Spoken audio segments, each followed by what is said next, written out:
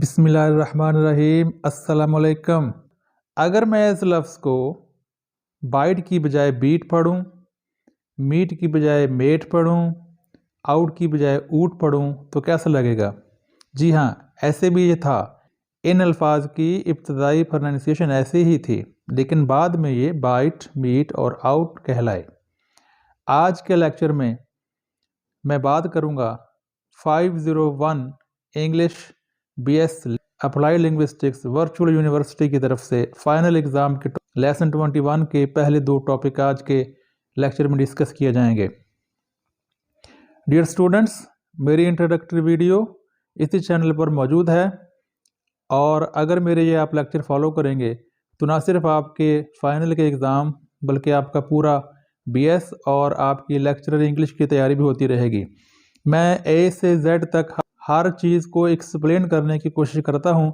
इंशाअल्लाह उम्मीद है आपके साथ ये इंटेलेक्चुअल और डिजिटल सफ़र अच्छा रहेगा।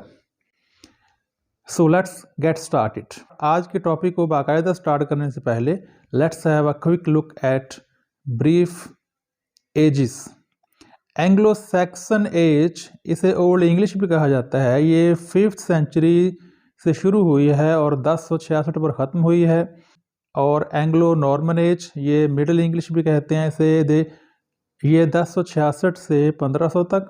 इसी दौरान age of Chaucer. So dear students, मेरा ज़ौक प्रोनाउंसिएशन भी है, तो अमेरिकन प्रोनाउंसिएशन में इसे चौसर पढ़ते हैं, ब्रिटिश में Chaucer. So mostly I follow British, so this is why I say Chaucer. तो इसी दौरान 1340 में जेफरी चौसर पैदा हुए और ये 1400 ईस्वी तक ये इस एज को एज ऑफ चौसर कहा जाता है। इसी दौरान उन्होंने 1386 में कैंटरबरी टेल्स, एक बहुत ही शोर आफाक बुक लिखी थी, पोइट्री की बुक थी ये।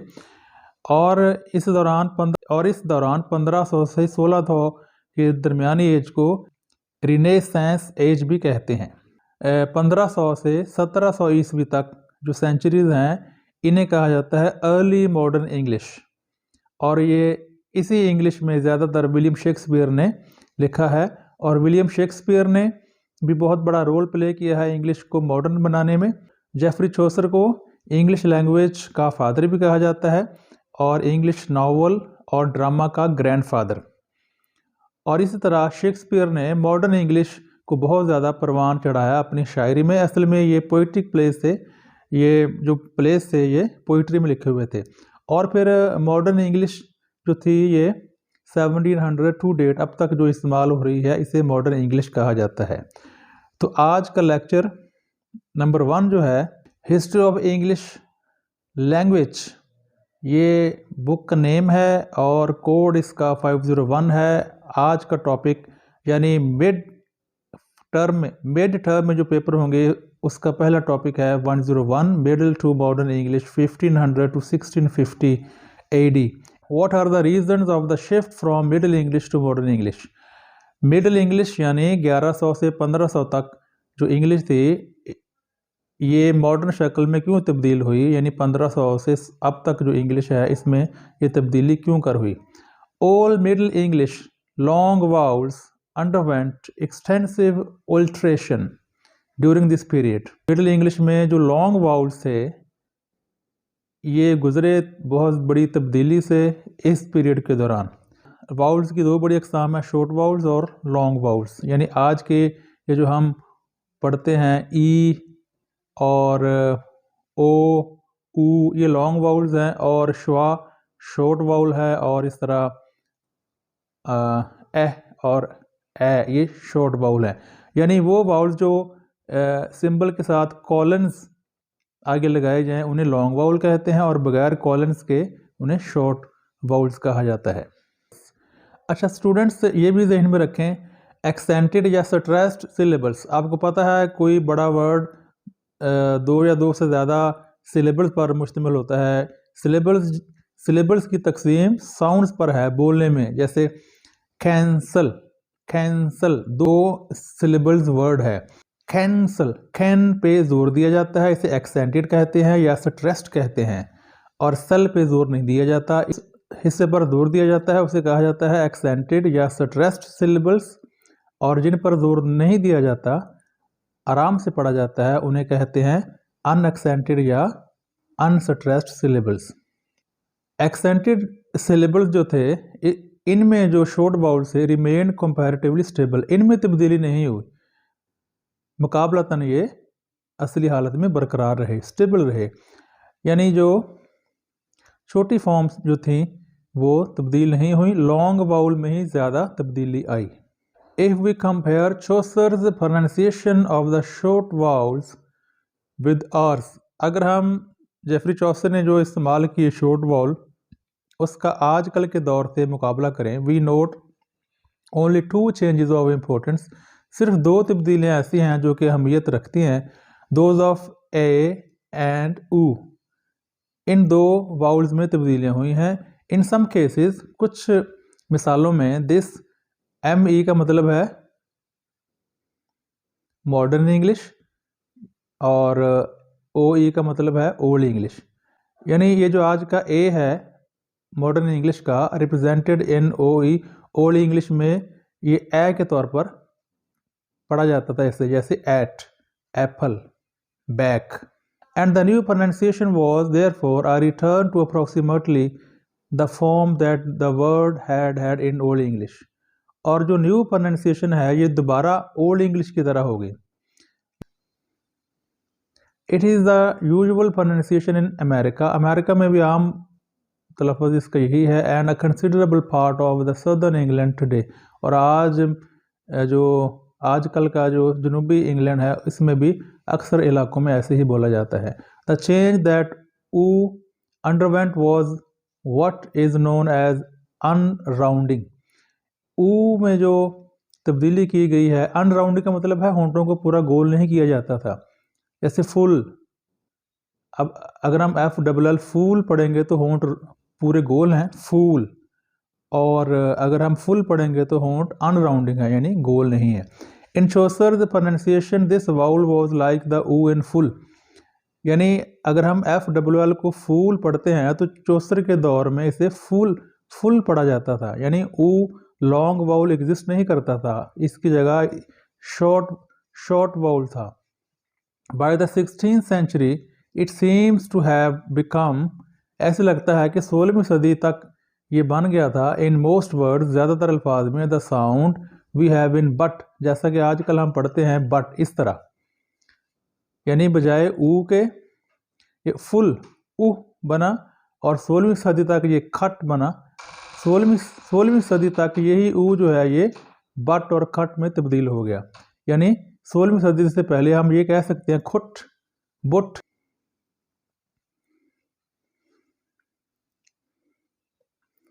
सन, love, with the Anglo Norman spelling of o for u. अच्छा, एंग्लो नॉर्मन में यू की जगह ओ पढ़ा जाता था, यू की जगह ओ साउंड रिप्रेजेंट करता था। So for as the short vowels are concern, जैसा कि शॉर्ट वाउल्स हैं, इट इज़ क्लियर, ये वाज़ेह है, that a person today would have little difficulty in understanding the English of any period of the language. यानी आजकल के short vowels और मिडिल इंग्लिश के शॉर्ट वाउल्स तकरीबन सेम थे, ज़्यादातर तब्दीली लॉन्ग वाउल्स में हुई। Topic 2, what does the great vowel shift, इसे GVS एब्रीवेशन के तौर पर भी जाना जाता है। What does the great vowel shift in the history of English language mean, अंग्रेज़ी तारीख में, इंग्लिश ज़बान की तारीख में GVS ग्रेट वाउल शिफ्ट का क्या मतलब है। यानी अभी तक ये जो हमने ये पहला टॉपिक पढ़ा है ये शॉर्ट वाउल पर मुश्तमिल था, शॉर्ट वाउल में तब्दीली कम हुई है, इसमें ये टॉपिक बयान हुआ है, और यहाँ तब्दीली ये हुई है कि लॉन्ग वाउल में क्या तब्दीलियाँ हुई। The situation is very different, सूरत हाल बहुत मुख्तलिफ है, when we consider the long vowels, जब हम लॉन्ग वाउल्स को समझने की कोशिश करते हैं। इन चौसर प्रोनाउंसिएशन, चौसर के दौर में यानी 1400 ईस्वी तक जो तलफ़्फ़ुज़ था, these had still their so called continental value, इन दोनों की इनकी अहमियत अभी भी कॉन्टिनेंटल थी, यानी इंग्लैंड के अलावा बाकी यूरोप में ये अभी भी पुरानी हैसियत में था। That is a was pronounced, a जो था इसे प्रोनाउंस किया जाता था like the a in father and not as in the name, यानी नेम की जगह नेम जैसे हम ए को इस्तेमाल किया नेम में, इस तरह नहीं पढ़ा जाता था। चौसर के दौर में फादर ये साउंड एग्जिस्ट करता था, यानी ए की रिप्रेजेंटेशन, ए की नुमाइंदगी सिर्फ आ तक थी, father. Also in Chaucer pronunciation E was either like the E in their, यानी चौसर के दौर में देयर में जो ई इस्तेमाल होता है ऐसे ही था, और इन मेट और ए इन मेट, यानी जैसा कि ए जो है मेट में था। But not like the E in meet, लेकिन जैसा कि मीट साउंड इसी तरह ये नहीं था। लंदन में तलफ़्फ़ुज़ और था, लंदन के आसपास और, बाकी यूरोप में और, तो ये तलफ़्फ़ुज़ जो था ये बहुत ही डिफरेंट था, जगह जगह में तलफ़्फ़ुज़ डिफरेंट था हर जगह। बट इन 15th सेंचुरी, 15वीं सेंचुरी में अ ग्रेट चेंज हैपेंड, एक बहुत बड़ी तब्दीली रूनमा हुई। स्टूडेंट्स मैं बताता चलूँ, आई ई का मतलब है एग्जाम्पली ग्रेशा, ये लैटिन का वर्ड है, इसका मतलब है फॉर एग्जाम्पल, मिसाल के तौर पर, all the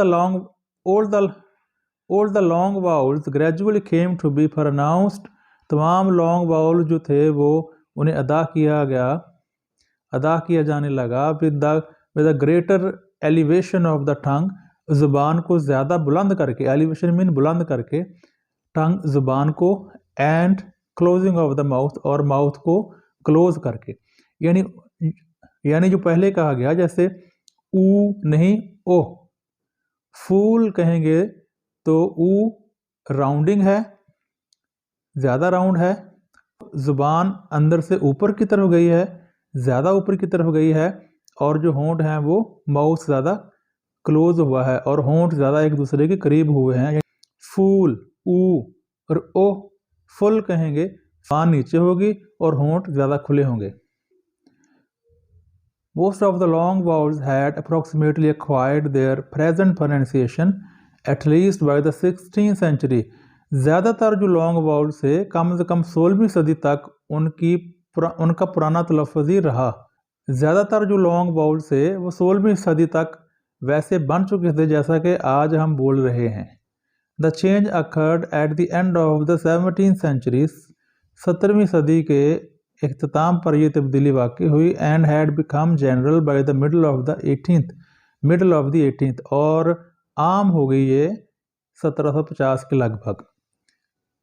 the spelling of English had become fixed in a general वे, आम तौर पर अंग्रेज़ी के जो स्पेलिंग थे वो फिक्स हो गए, स्टैंडर्ड हो गए, जो कि बाद में तकरीबन तब्दील नहीं हुए। इससे पहले स्पेलिंग तब्दील होते रहते थे, और जिसकी वजह से तलफ़्फ़ुज़ भी तब्दील होता रहता था। बिफोर द शिफ्ट, इस शिफ्ट से पहले जो स्पेलिंग थे वो फिक्स हो गए थे, मुकर्रर हो गए थे, and therefore did not change, और बाद में तब्दील नहीं हुए। When the quality of the long vowels changed, consequently, नतीजतन आर वाउल सिम्बल्स, हमारी जो वाउल्स की अलामात हैं, no longer correspond to the sounds, ज़्यादातर उन साउंड से नहीं मिलती, they once represented in English, जो कि वो स्पेलिंग जो कि अंग्रेज़ी के लिए होते थे, and still represent in the other modern languages, जबकि बाकी जदीद ज़ुबानों में ये पाए जाते हैं। इम्तिहानी नुक़्ते नज़र से कौन सी चीज़ें ज़्यादा अहम हैं वो भी बातें डिस्कस होंगी, तो ये सिलेबस इंशाल्लाह कंप्लीट किया जाएगा। आप मेरा चैनल सब्सक्राइब कर सकते हैं, लाइक और शेयर भी कर सकते हैं। मिलते हैं अगली वीडियो में। अल्लाह हाफिज़।